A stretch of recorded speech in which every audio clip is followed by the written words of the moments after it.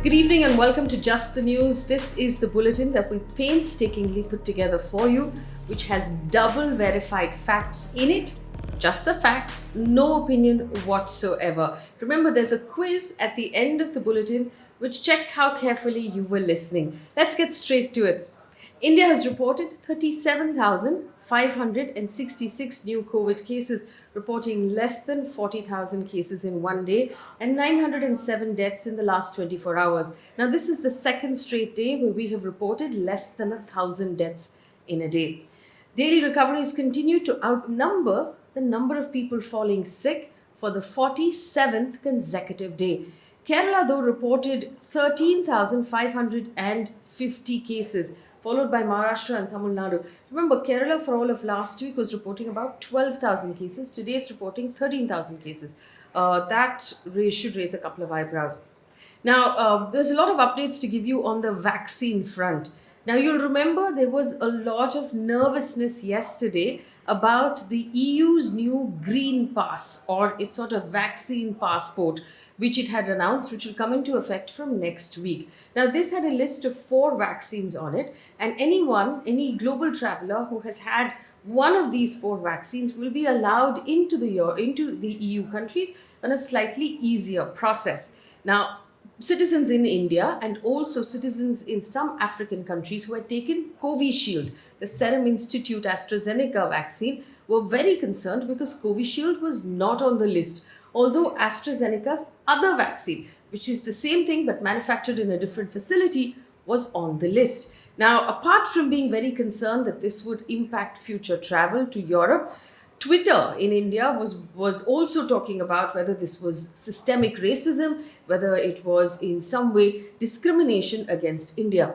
It turns out now that the EU medical body, which had made that list of 4 vaccines, never received any application about Covishield at all, which is why Covishield was not on the list. Now, the EU in a statement today said, and I quote, "Concerning the possible EMA authorization of Covishield, as of yesterday, the European Medical Association has stated that it has not received any request for approval and will examine any such request when it is received as per its procedure," end quote. This was quoted in NDTV.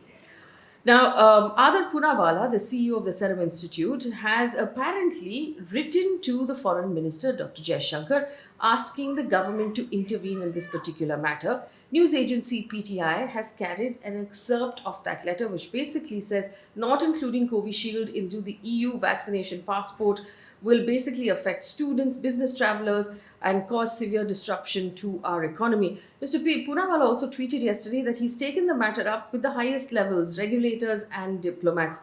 It now turns out that no request or application had been put in to begin with. Also, we must remember the EU ambassador to India spoke with CNBC TV18 when he basically said that every individual country within the European Union is free to draw up its own list of vaccines that it finds acceptable. Also, experts have pointed out that this could not necessarily mean that if you've taken Covishield that you could never enter Europe ever again. It could mean that you may need to be quarantined or you may need to be tested on arrival, as opposed to not if you have received the vaccination. So we don't know exactly what those details are. Also, according to a study by Oxford, alternating doses of AstraZeneca and Pfizer and biotech vaccines apparently produce an even better immune response than giving 2 shots of AstraZeneca against COVID-19. It's also discovered that any mix and match combination produced higher concentrations of antibodies against the coronavirus spike protein. The results were for combinations of vaccines given 4 weeks apart to 830 participants. This comes after several European countries had discontinued AstraZeneca after giving people the first dose because of reports of rare blood clots, and they needed to know what to do about the second dose. Now they have discovered that they can use the Pfizer vaccine as the second dose. The Drug Controller of India is likely to approve America's Moderna vaccine for emergency use for those above the age of 18 in India very soon. This is according to a report in the PTI. The news agency reported that the pharmaceutical company Cipla has applied for license to import and market the Moderna vaccine in India once it has its regulatory approval.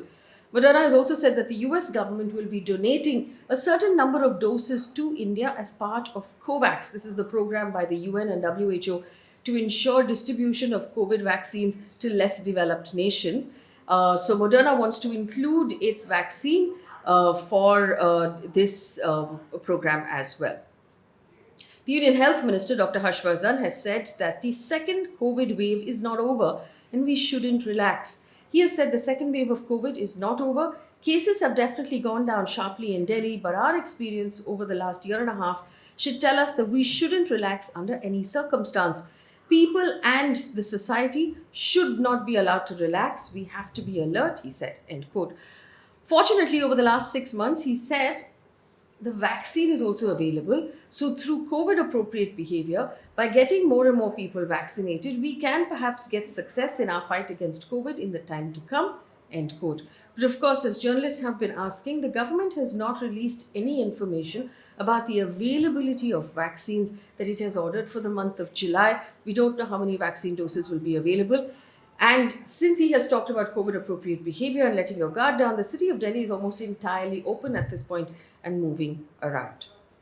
Tamil Nadu Chief Minister M.K. Stalin has written to Union Health Minister Dr. Harshvardhan and appealed to the central government to change the ratio at which it is allocating vaccines to the state of Tamil Nadu. So right now, the state government for its hospitals gets 75% of the allocation, 25% goes to the private sector hospitals. He's asking that this number be changed to 90% to state government hospitals and 10% to the private sector. Now, in the letter that the Chief Minister has written, he has said, and I quote, the mismatch between demand and supply in government and private institutions has resulted in a situation where the private hospitals have around 7 to 8 lakh doses available with them, whereas government institutions are left with 2 lakh doses, which is lower than the current single day need. This can be rectified only by a more rational distribution of the available doses, end quote. In news now away from COVID and the vaccinations, in another update on the battle between Twitter and the central government, the Uttar Pradesh police has filed a fresh FIR against Twitter India MD Manish Maheshwari and one more official over a distorted map of India on the Twitter website. The map of the world is in a section called Tweeple Life under the career section of the website, which shows union territories of Jammu Kashmir and Ladakh is lying outside the borders of India. According to the Indian Express, the government has concluded that Twitter in India is no longer an intermediary and therefore cannot be provided legal protection that is accorded to intermediaries under Section 79 of the Information Technology Act. Now, this is what this means very quickly. For someone who publishes something like a newspaper, the publisher is held responsible for all of the information in the newspaper. An intermediary like Twitter or Facebook or Google is just a platform and cannot, based on its intermediary status, be held responsible for every single thing that is uploaded by users on that platform. According to the Government of India, Twitter has now lost that right and will be considered a publisher and hence will be considered responsible for everything that goes up on its platform.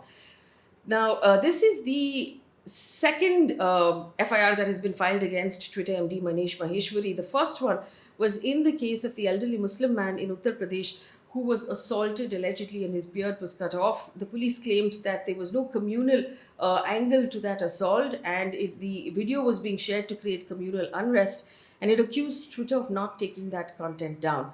Legal experts, though, who have weighed in on this matter, have said that this decision of whether Twitter is an intermediary or a publisher will ideally be needed to taken by a court of law and not by the government, because we don't really have any such licensing sort of system that's available in India right now. In other news, the Supreme Court on Tuesday directed all states which have not implemented the One Nation, One Ration scheme to do so by the 31st of July this year. The court has directed the central government to develop a web portal in consultation with the National Informatics Centre to register unorganized and migrant workers. The Supreme Court went on to say that the process of collecting data on migrant workers has not even started, whereas the government has already allocated 417 crore rupees for the same. The court asked the central government, and I quote, "What is your project for the national database of unorganized workers?" 417 crore rupees has been released, but not even a module has been created. How much time will you take? The process has not even started. End quote. Senior advocate Dushyant Dave, who was arguing against the government, argued that the Atmanirbhar scheme should be extended. The PM Garib Kalyan Yojana should also be extended to migrant workers who do not have ration cards at this point. This also comes as the petitioners, represented by Mr. Dave, argued that the second wave of COVID had triggered a second exodus of migrant workers who need to be looked after by the government. According to a report in ANI, a team of the National Human Rights Commission was reportedly attacked in West Bengal's Jadavpur.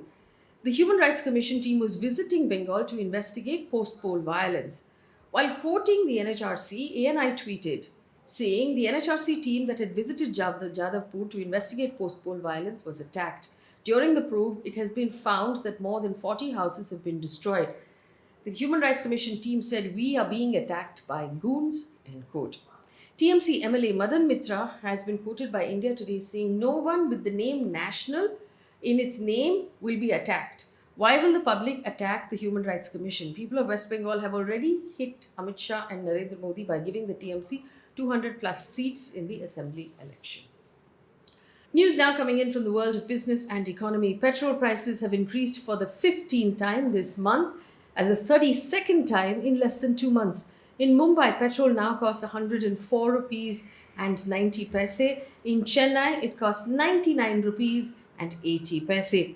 Madhya Pradesh's Energy Minister Pradyuman Singh Tomar highlighted the advantages of cycling when he was asked about the increasing fuel prices. He said, and I quote, "I have been criticized for this in the past as well. I am saying it again today. Do we ever go to the vegetable market on bicycle? Cycling will help keep us physically fit and also free from pollution. What is important for us, petrol and diesel or the country's health services?" he asked. Also, when asked about the impact of diesel price hike on the transport industry, Mr. Tomar said, and I quote, "Is the money being generated from petrol and diesel going to the house of any one particular person or leader? This money is being used for poor people who are in need of treatment, education and ration," end quote. This was quoted by the PTI. Petrol prices in Bhopal, which is in Madhya Pradesh where Mr. Tomar is in charge, were at 99 rupees and 99 paise per litre today. Of course, Mr. Tomar suggests that the people being impacted by the hike of fuel are those who drive their cars to the vegetable market. That's not necessarily the entire truth. Now, the price of diesel has driven up the price of vegetable, edible oil, of milk, and will also eventually drive up the prices of medicines. So while he's saying that the money is being used for the poor people, for treatment and education, it is, even if they ride their cycles to the vegetable market, it's the vegetables themselves that are being impacted and the prices of vegetables by the rising price of fuel. He seems to have left that out of his cycling argument. On to updates now coming in from across the world. Switzerland has become the first country to allow fully vaccinated Indians to travel into its borders. This is after the second wave. Requirements such as compulsory quarantine on arrival and negative RT-PCR tests have also been excluded. However, travelers may have to take the RT-PCR test if the airline mandates it. The Red Cross has now warned that Indonesia is on the edge of catastrophe as COVID cases have increased due to the Delta variant in the country, pushing its health system towards collapse. Indonesia has been facing a severe shortage of oxygen.